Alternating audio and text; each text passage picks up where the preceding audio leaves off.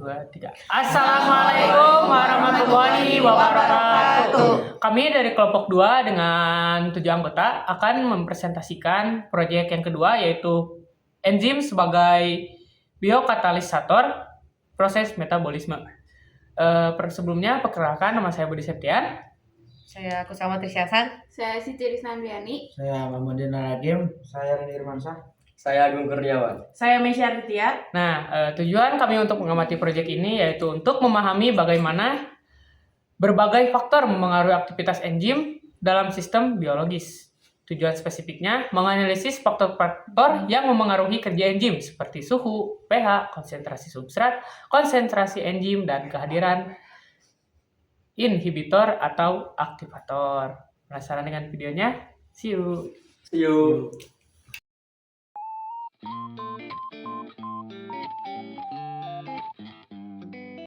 Enzim itu bekerjanya apa sih? Nah, enzim bekerja dengan cara mempercepat reaksi kimia melalui proses pengikatan substrat, pengubahan substrat menjadi produk, dan pelepasan produk. Pasti enzim itu enzim biomolekul protein yang berfungsi sebagai katalis dalam reaksi kimia organik. Energi yang diperlukan enzim dalam reaksi kimia sangat kecil, sehingga berfungsi menurunkan energi aktivasi, bereaksi dengan molekul substrat, menghasilkan senyawa intermedian melalui reaksi kimia organik yang membutuhkan energi aktivasi lebih rendah. Tujuan mengetahui pengaruh susu saat ditambahkan jeruk manis dan jeruk nipis atau asam. Alat dan bahan. Pertama, siapkan 2 gelas. Kedua, siapkan 2 mangkok kecil.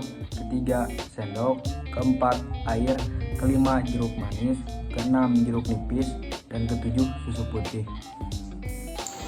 Oke, langkah pertama yang harus kita lakukan yaitu siapkan 2 mangkok kecil dan peras jeruk nipis dan jeruk manis ke mangkok yang berbeda. Oke, ini saja ya.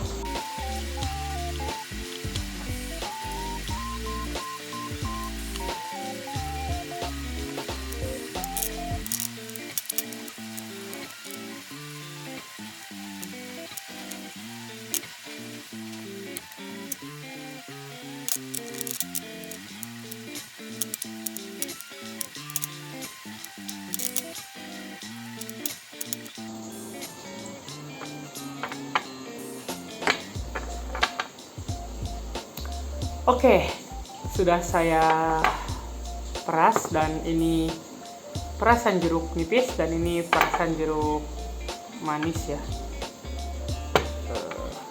Aduh, tidak bisa dilihat ya, nanti saya fotokannya. Oke, lanjut ke tahap selanjutnya. Oke, langkah selanjutnya buat susu dengan air. Langkah kedua buat susu dengan air. Dan saya sudah siapkan yaitu susu putih ya, bisa dilihat meskipun warna hijau tapi ini berwarna putih. Dan siapkan 2 gelas yang tadi saya sudah Randy sudah sebutkan. Saya namain gelas A dan gelas B. Kita lihat ya, ini ya. Siapkan 2 gelas. Oke, setelah kalian menyiapkan 2 buah gelas, tuangkan susu putih ini ke dalam gelas A dan B atau kedua gelas.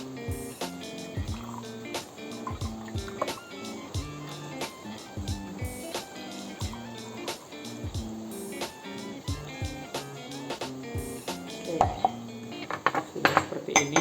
Bentar. Tunggu untuk tahap selanjutnya. Pengamatannya ketika susu Oke, yang diberi langkah selanjutnya ya lebih mengembang. Masukkan Diberi perasan jeruk tekstur tidak menggumpal, susu nipis berwarna putih, bau sedikit dalam amis dan gelas. rasa manis. Setelah diberi tekstur tidak menggumpal Dan pada juga susu perasan berwarna putih jeruk kuningan, bau manis. sedikit masam dan rasa dalam masam. gelas yang sebelahnya. Sebelum diberi tekstur tidak Lalu, menggumpal, susu berwarna aduk. putih agak keorenan. setelah diberi tekstur tidak menggumpal dan susu berwarna kebiruan.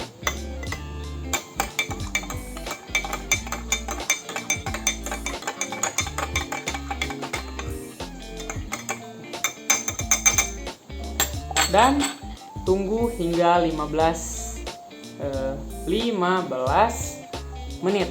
Kemudian setelah itu kalian amati dan lihatlah perubahannya.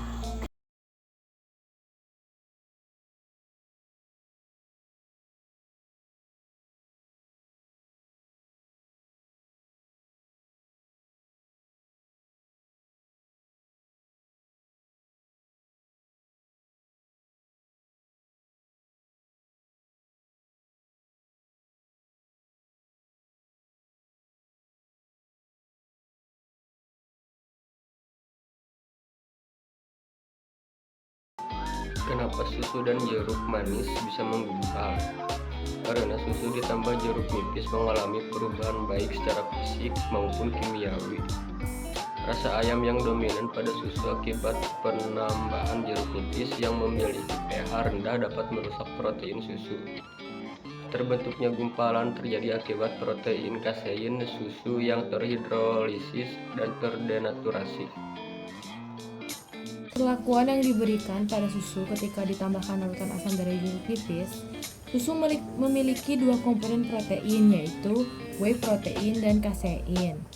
Protein ini memiliki karakteristik yaitu whey tidak tahan akan pemanasan dan kasein tidak tahan asam. Setelah penambahan jeruk nipis, rasa susu perubahan menjadi asam dan agak pahit. Hal ini karena asam dapat menghidrolisis lemak dan protein kasein dalam susu. Susu memiliki tekstur tidak pecah, sedangkan yang diberi jeruk nipis menjadi pecah. Dikarenakan asam yang terkandung pada jeruk nipis mampu menetralisir protein kasein pada susu. Sifat-sifat enzim. 1. Biokatalisator. 2. Spesifik atau bersifat khusus. 3. Dapat bekerja bolak-balik. 4. Termolabil atau tidak tahan panas. 5. Sensitif terhadap pH. Nah, kesimpulannya, penambahan asam menyebabkan susu terhidrolisis dan terdenaturasi sehingga rasa dan teksturnya berubah. Protein susu akan mengalami perubahan jika mendapatkan pengaruh pH asam. Mungkin segitu saja yang dapat kelompok kami sampaikan pada video presentasi kami. Mohon maaf bila ada kekurangan. Wassalamualaikum warahmatullahi wabarakatuh.